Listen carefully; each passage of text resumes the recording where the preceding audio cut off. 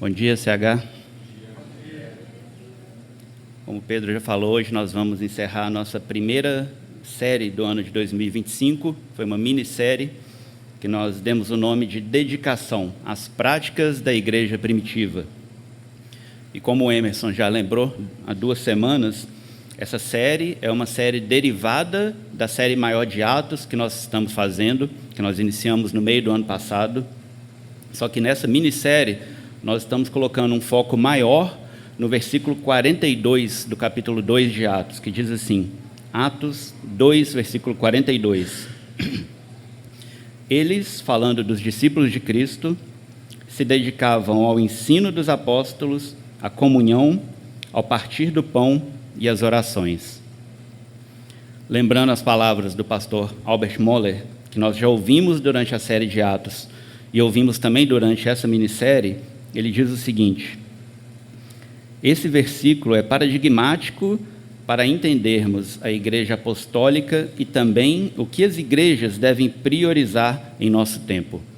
Elas devem lembrar-se sempre de avaliar suas prioridades à luz dessas palavras.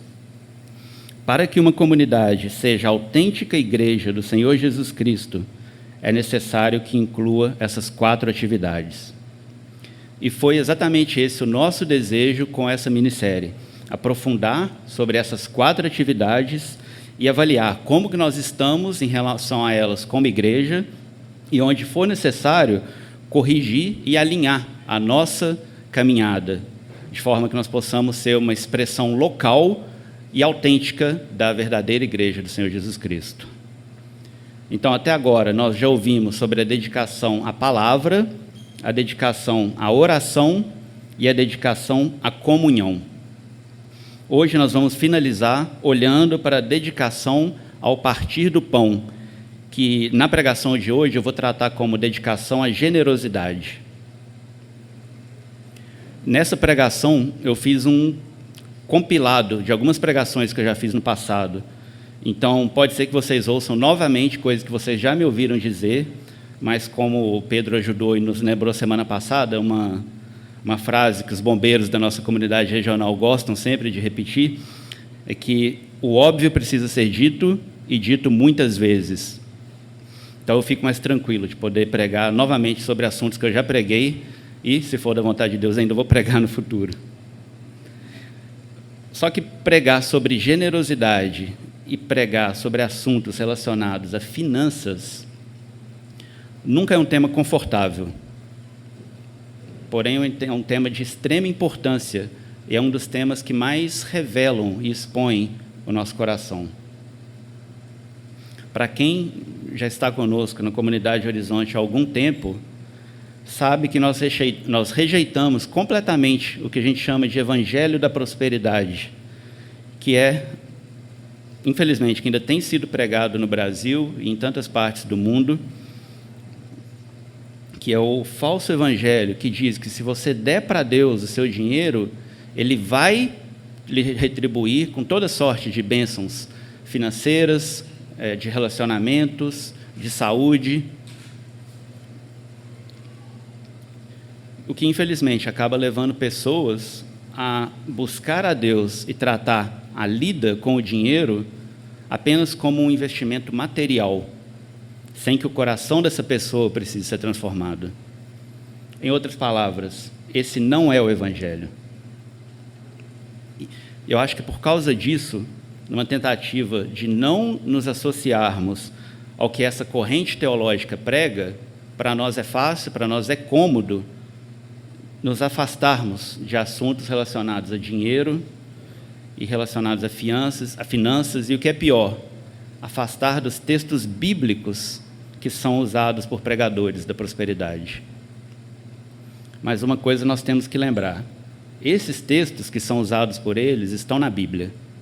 O que não é bíblico é a motivação com que os textos são usados, muitas vezes, e como eles são distorcidos e manipulados para benefício e até mesmo enriquecimento de alguns, infelizmente. Aqui eu quero lembrar uma frase que eu já usei em outra ocasião, que diz: o abuso não é desculpa para o desuso, mas a solução é o uso correto. O abuso não é desculpa para o desuso, a solução é o uso correto. As finanças são um dom de Deus, nós temos que reconhecer isso. E nós não podemos abusar nem enterrar esse dom que Ele concede para nós. Devemos ter uma visão equilibrada e evitar os dois extremos. O extremo, de um lado, de nem querer tocar no assunto, e do outro lado, de abusar, como a gente vê no Evangelho da Prosperidade. Por isso, nós precisamos de muito temor e nós precisamos da orientação da Palavra de Deus. E como chamado para os líderes da igreja é proclamar-lhes toda a vontade de Deus, como Paulo fala em Atos 20, versículo 27, nós não podemos deixar de entrar em alguns desses assuntos, só porque eles são usados de forma indevida por alguns ou porque eles são difíceis de tratar. Tendo dito isso, eu queria te convidar para abrir a Bíblia de vocês em 2 Coríntios, capítulo 8. Eu vou ler dos versículos 1 até o versículo 5. 2 Coríntios 8, de 1 a 5.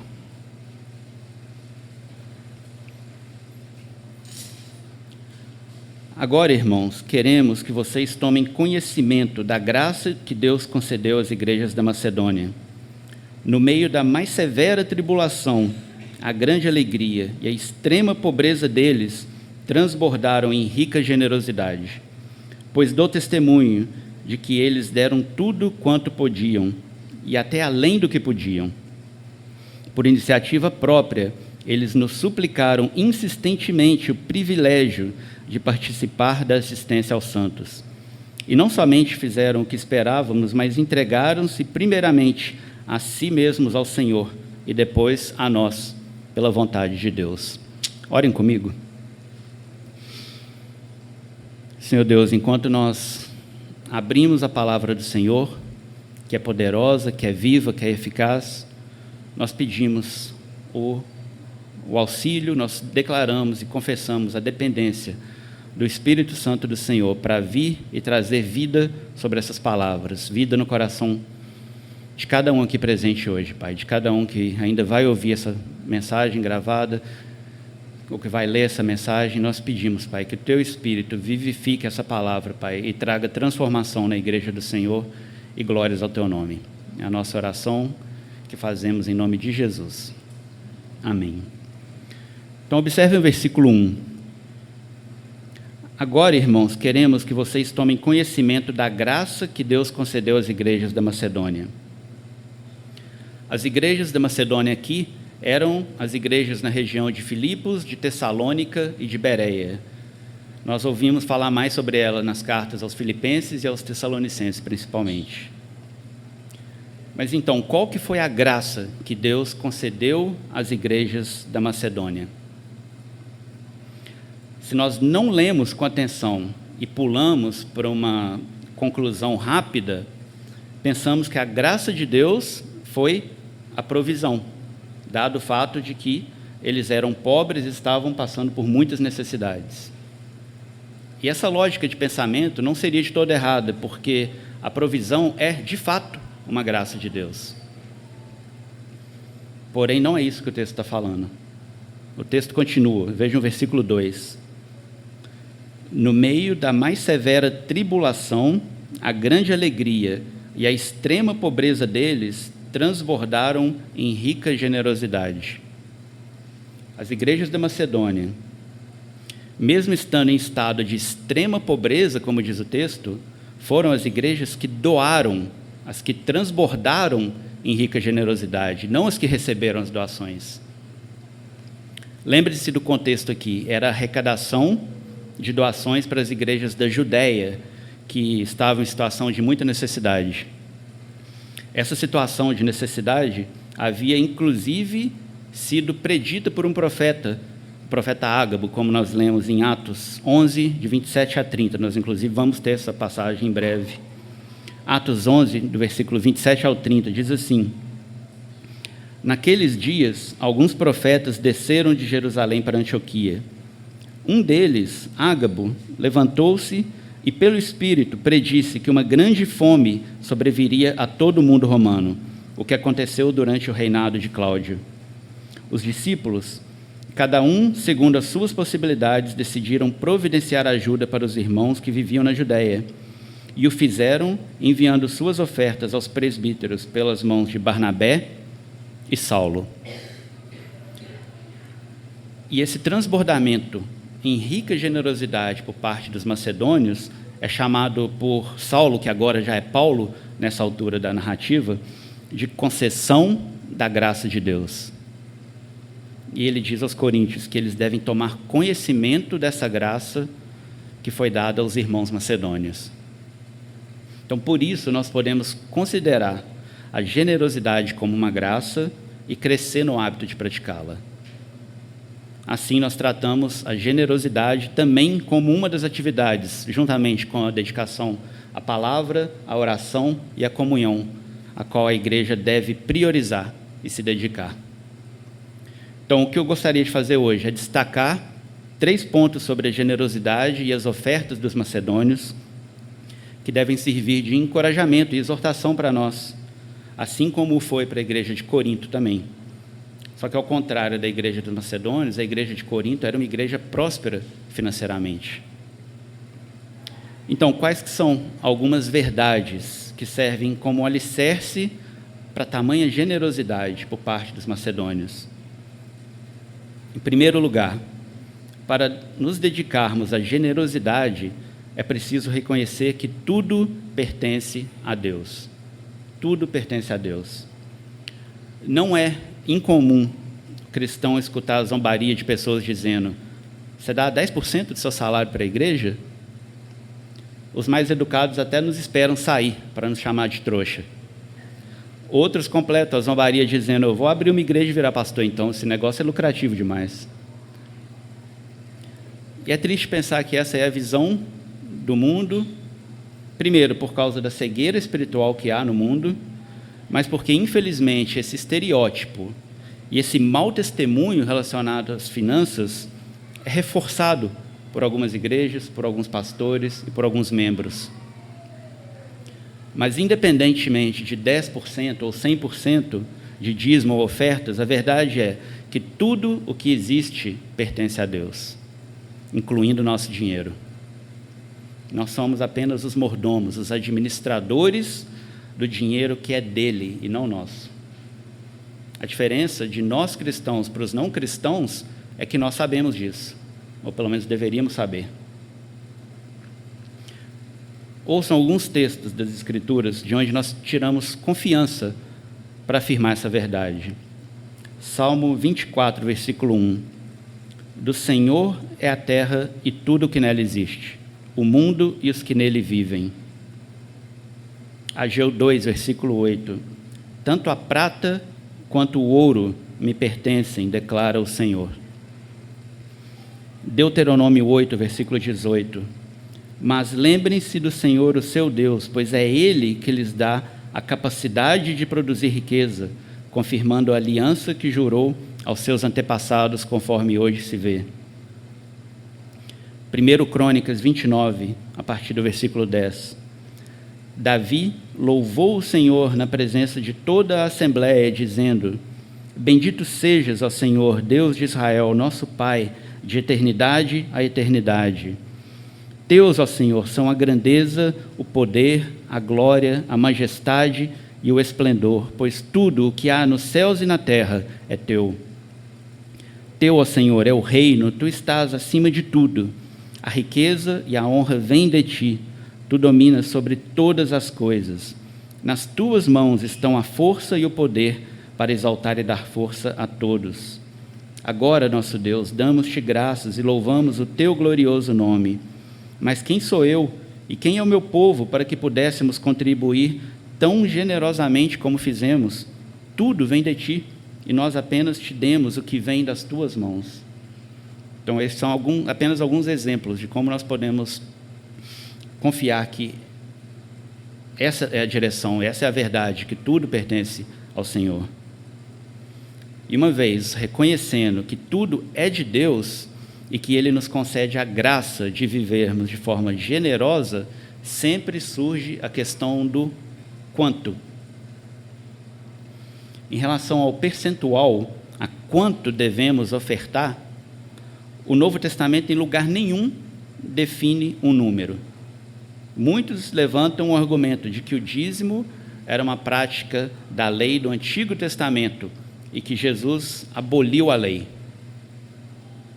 Porém, o próprio Jesus diz, em Mateus 5, versículo 17, não pensem que vim abolir a lei ou os profetas, não vim abolir, mas cumprir. E se nós lemos os evangelhos com atenção, percebemos que o padrão de quase todas as coisas no Novo Testamento não diminui, mas aumenta em relação ao Antigo Testamento.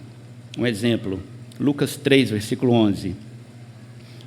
Quem tem 2 túnicas, dê uma a quem não tem nenhuma. E quem tem comida, faça o mesmo. Estão vendo? Nós não temos 10% aqui. Nesse exemplo, nós temos 50%.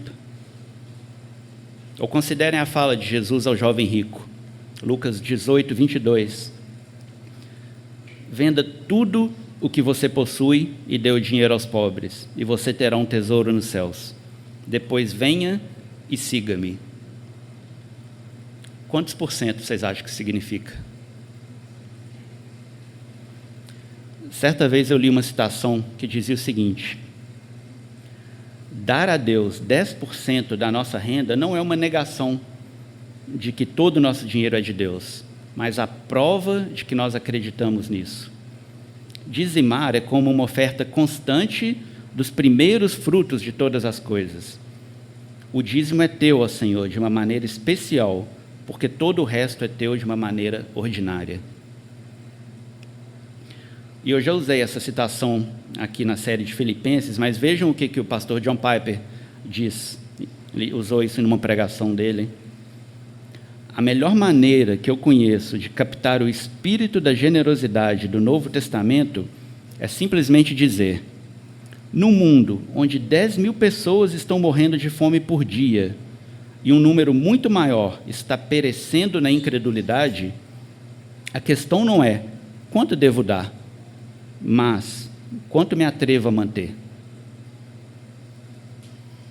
A questão não é eu devo dar o dízimo, mas quanto do dinheiro que Cristo confia a mim eu posso tomar para o meu uso particular. O problema financeiro na igreja atualmente não é o dízimo, mas a exorbitância do estilo de vida. A questão não é eu tenho condições de dar o dízimo, mas eu posso justificar um estilo de vida que consome 90% da minha renda? E por trás disso está a pergunta: eu adoro usar o dinheiro de Deus para espalhar a justiça, a misericórdia e a esperança espiritual no mundo? Ou prefiro roubar o seu dinheiro para comprar mais e mais conforto pessoal? Isso nos leva ao segundo ponto, que é, ao nos dedicarmos à generosidade, nós acumulamos tesouros nos céus, não considerando apenas a perspectiva do presente, mas a perspectiva da eternidade. A famosa frase do missionário Jim Elliot expressa bem esse ponto. Ele diz: não é tolo aquele que abre mão do que não pode reter para ganhar o que não pode perder.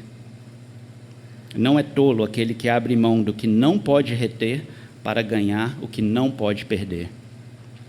O que nada mais é do que o que Jesus disse em Mateus 6, versículo 19. Não acumulem para vocês tesouros na terra, onde a traça e a ferrugem destroem e onde os ladrões arrombam e furtam, mas acumulem para vocês tesouros nos céus, onde a traça e a ferrugem não destroem e onde os ladrões não arrombam nem furtam, pois onde estiver o seu tesouro, aí também estará o seu coração. É interessante notar como os macedônios tinham a perspectiva da eternidade, pois no versículo 4 do texto de 2 Coríntios 8, Paulo diz o seguinte: por iniciativa própria, eles nos suplicaram insistentemente o privilégio de participar da assistência aos santos. Paulo provavelmente nem pediu a contribuição deles, por reconhecer a situação na qual eles estavam vivendo, mas o texto diz que eles suplicaram insistentemente. Isso não é incrível? Eles foram como aquele homem que, tendo encontrado um tesouro escondido no campo, escondeu-o de novo e então, cheio de alegria, foi, vendeu tudo que tinha e comprou aquele campo. Isso é acumular tesouros nos céus. Isso é ter perspectiva de eternidade. Alguns pontos para nós considerarmos dentro disso. Não é errado dar buscando uma recompensa, pois Jesus mesmo nos motiva fazendo promessas de recompensas. Porém, são recompensas eternas. E mesmo assim, a forma de as obtermos não é egoísta, pois nós estamos buscando o bem maior dos outros, para que eles desfrutem da mesma recompensa conosco. E é claro que Deus nos abençoa também neste mundo, e não é errado pedir coisas aqui, mas recompensas terrenas, tesouros na terra, nunca devem ser a motivação principal do nosso coração. Lembram-se do que diz meu xará? Tiago diz em sua carta, Tiago 4, versículo 3, quando pedem, não recebem, pois pedem por motivos errados, para gastar em seus prazeres. E um dos textos mais usados por pregadores da prosperidade é 2 Coríntios 9. E, infelizmente, muitas pessoas são enganadas com promessas de recompensas terrenas. Não é raro, não é incomum nós ouvirmos nos apelos de oferta financeira testemunhos selecionados de como, depois de doar o dinheiro, pessoas foram promovidas, compraram carros, casas e tantas outras coisas. Mas o testemunho para nesse ponto. A recompensa material é o ápice do testemunho. Infelizmente, o ponto principal do texto é omitido. Acompanhe o texto comigo, 2 Coríntios 9, versículos 10 e 11. Aquele que supre a semente ao que semeia e o pão ao que come, também lhe suprirá e multiplicará a semente e fará crescer os frutos da sua justiça. Vocês serão enriquecidos de todas as formas. E muitos param o texto aqui. Só que o texto continua. E vocês serão enriquecidos de todas as formas para que possam ser generosos em qualquer ocasião. E por nosso intermédio, a sua generosidade resulte em ação de graças a Deus. O para que, a finalidade, faz toda a diferença aqui. Para que possam ser generosos em qualquer ocasião. Na sabedoria e na providência de Deus, Ele concede mais recursos a algumas pessoas, isso é fato. E eu entendo que isso muitas vezes traz sentimentos de, isso não é justo, Deus, por que é assim? Mas o nosso chamado é para nos mantermos livres do amor ao dinheiro e nos contentarmos com o que nós temos, pois a Bíblia é clara na advertência quanto aos que querem ficar ricos, principalmente com motivações terrenas. 1 Timóteo 6, versículo 9, os que querem ficar ricos caem em tentação, em armadilhas e em muitos desejos descontrolados e nocivos que levam os homens a mergulharem na ruína e na destruição, pois o amor ao dinheiro é a raiz de todos os males. Algumas pessoas, por cobiçarem o dinheiro, desviaram-se da fé e se atormentaram com muitos sofrimentos. Outro ponto para nós considerarmos. Muitas vezes, apesar de dizermos que cremos que tudo é de Deus, nós nos apegamos a justificativas carnais para não sermos generosos. Eu, pessoalmente, confesso a minha tendência em reclamar do nosso país, onde tudo parece ser mais difícil, onde pagamos tantos impostos e nada parece ser revertido em benefício da população, onde há tanta corrupção, preços são abusivos.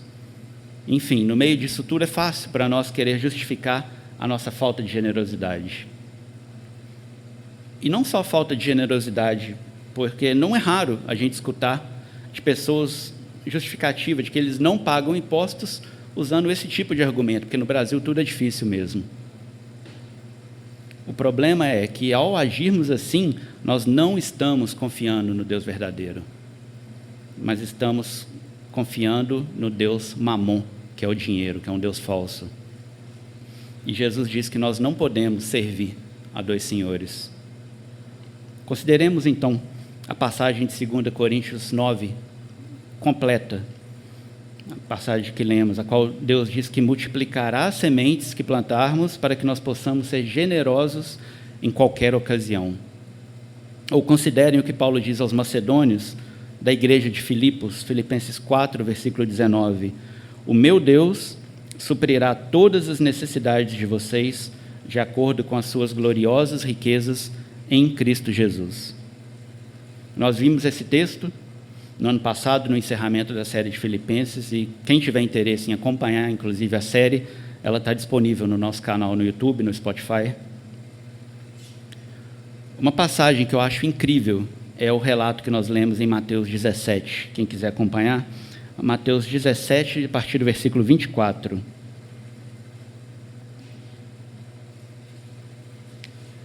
Mateus 17, 24 diz: Quando Jesus e seus discípulos chegaram a Cafarnaum, os coletores do imposto de 2 dracmas vieram a Pedro e perguntaram: O mestre de vocês não paga o imposto do templo? Sim, paga, respondeu ele. Quando Pedro entrou na casa, Jesus foi o primeiro a falar, perguntando-lhe: O que você acha, Simão? De quem os reis da terra cobram tributos e impostos? De seus próprios filhos ou dos outros?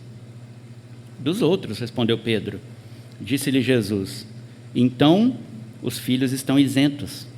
Mas, para não escandalizá-los, vá ao mar e jogue o anzol.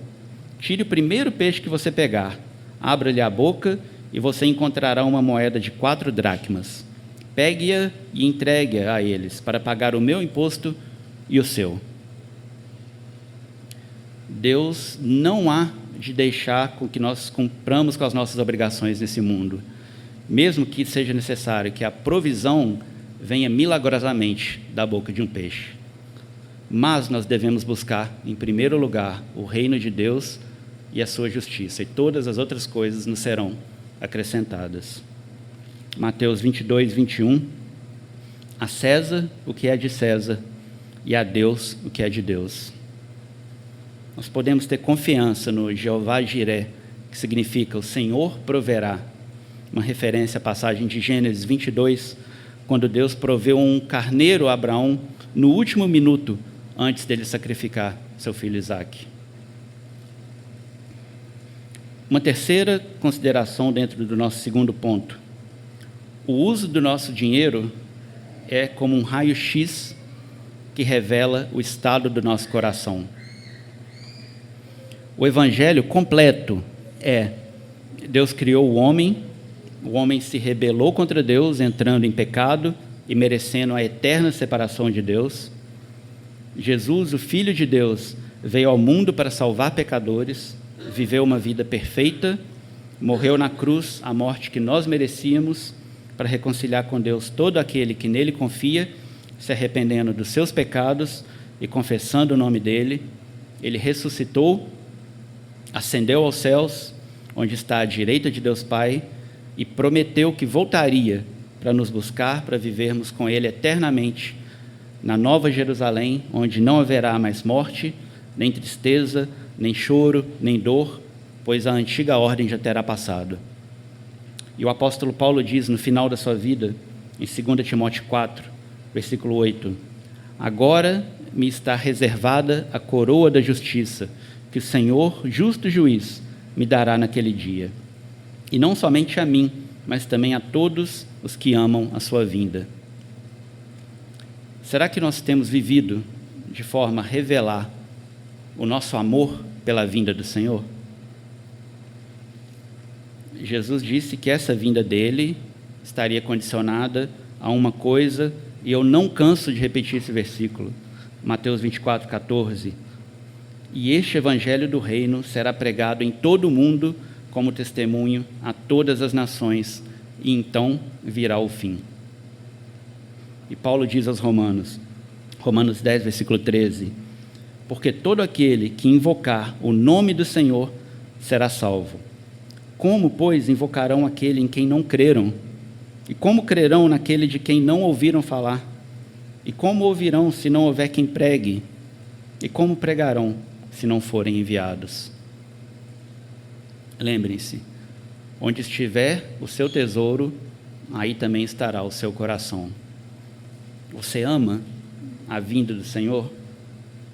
Seu coração está engajado e aguardando ansiosamente a vinda dele? Então, seu tesouro tem que estar na obra dele pelo mundo. Não tem outro jeito.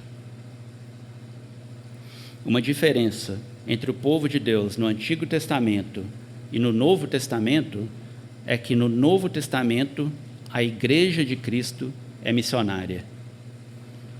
No Antigo Testamento, o povo e as nações iam até um local determinado para poder adorar a Deus. No Novo Testamento, nós, a Igreja de Cristo, somos o templo do Espírito Santo.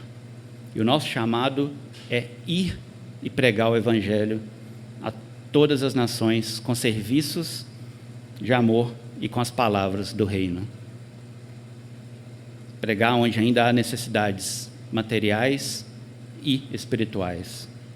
Deus tem o poder para fazer tudo sem nós, mas o plano dele foi escolher a igreja para poder fazer isso. E isso envolve o uso do nosso dinheiro. No segundo ponto do nosso pacto de membresia da Comunidade Horizonte, nós lemos o seguinte: um compromisso que nós fazemos ao nos tornarmos membros. Comprometemo-nos, portanto, com a ajuda do Espírito Santo, a caminharmos juntos em amor fraternal, a nos esforçarmos pelo crescimento desta igreja em conhecimento, santidade e paz, a promover sua espiritualidade, a sustentar sua adoração, ordenanças e disciplina, a receber e pôr à prova biblicamente instrução das Escrituras ensinadas pelos líderes da igreja, buscando crescer em direção à unidade cristã, na verdade, a contribuir alegre e regularmente com o sustento da igreja, a assistência aos necessitados e a expansão do Evangelho nesta cidade e entre todas as nações. E por que isso é importante? Porque apesar de a igreja, mesmo a igreja local, como nós somos uma igreja local, ser um organismo vivo, a reunião daqueles que se arrependeram e colocaram sua fé em Jesus Cristo, ainda assim, esse corpo se reúne dentro de uma estrutura que envolve uma edificação, para a qual precisa aluguel ser pago, envolve pagamento de funcionários, pagamento de contas, de tributos, alguns. Ou seja, se nós, como membros da igreja local, não nos comprometemos com o pacto que nós fizemos, certamente nós enfrentaremos muita dificuldade na nossa missão como igreja local e como igreja maior de Cristo. E quando nós falamos em generosidade, essa é apenas uma pequena expressão de como nós podemos nos dedicar a ela. Porém, as possibilidades são inúmeras. Eu não tenho uma lista para trazer aqui, mas nós podemos orar a Deus e pedir para Ele nos mostrar como nós podemos ser mais generosos para com a obra dEle. Eu já citei em outras ocasiões uma frase de um pastor de uma igreja que apoia alguns dos nossos missionários, que diz que uma igreja que doa é uma igreja que ama. Investir no reino é investir em vidas. E se eu posso acrescentar uma nota pessoal nisso, eu posso dizer que se eu estou aqui hoje é por causa da graça de Deus, de ter usado pessoas e igrejas que amam, que se dedicam à generosidade para investir no reino e investir em vidas. Por causa de pessoas como essas, o Evangelho chegou até mim, chegou até vários de vocês, com palavras e com ação, através de grande generosidade. Eu não vou contar meu testemunho aqui de novo hoje, para não chorar mais uma vez aqui na frente, mas eu posso exultar juntamente com o apóstolo Paulo, quando ele diz, no final da mesma passagem de 2 Coríntios 9, graças a Deus por seu dom indescritível.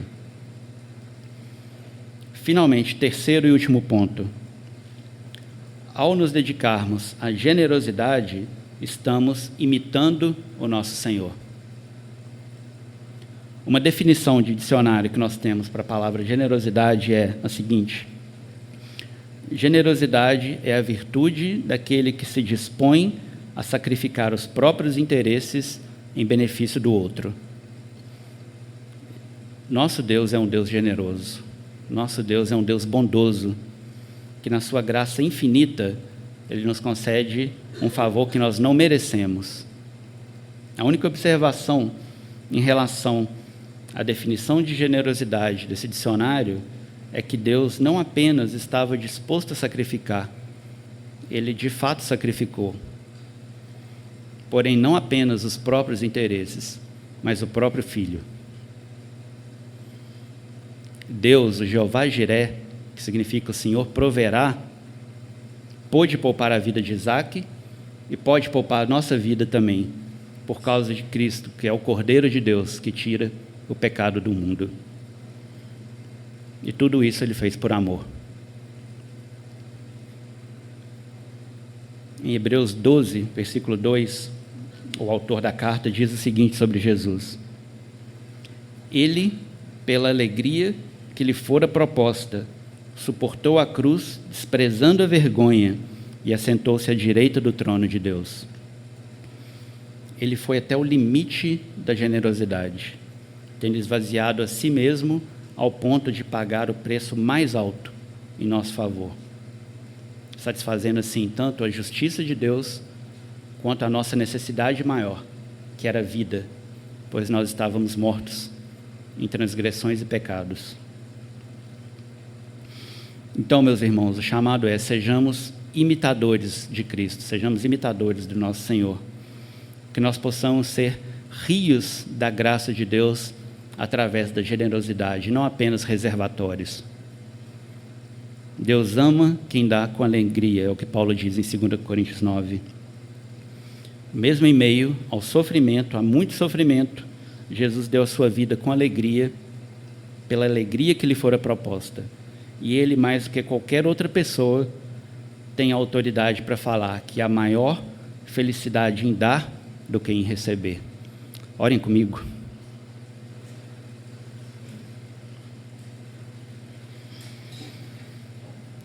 Senhor Deus, nós confessamos, de fato, não ter palavras para expressar, nem mesmo capacidade intelectual, emocional para entender tamanho amor e tamanha generosidade. Mas nós reconhecemos, Pai, que nós temos algo que nós não merecíamos. Nós somos frutos da Tua misericórdia, nós somos alvos da Tua graça. O Senhor é um Deus que nos persegue com a Tua bondade. Por isso nós Te louvamos hoje, Pai. Nós pedimos, Pai, com temor e com total dependência do Senhor, que o Senhor direcione, Pai, nossos passos individualmente e como igreja, para que a nossa vida seja reflexo da generosidade do Senhor sobre nós, Pai. Nós confessamos, Pai, as dificuldades, confessamos nossa dureza de coração, confessamos nossa incredulidade na provisão do Senhor tantas vezes, mas oramos, Pai, ajuda-nos na nossa incredulidade, nós precisamos de Ti. Frutifica, Pai, os Teus frutos através dessa igreja e seja glorificado, Pai. É a nossa oração que nós fazemos no nome de Jesus. Amém.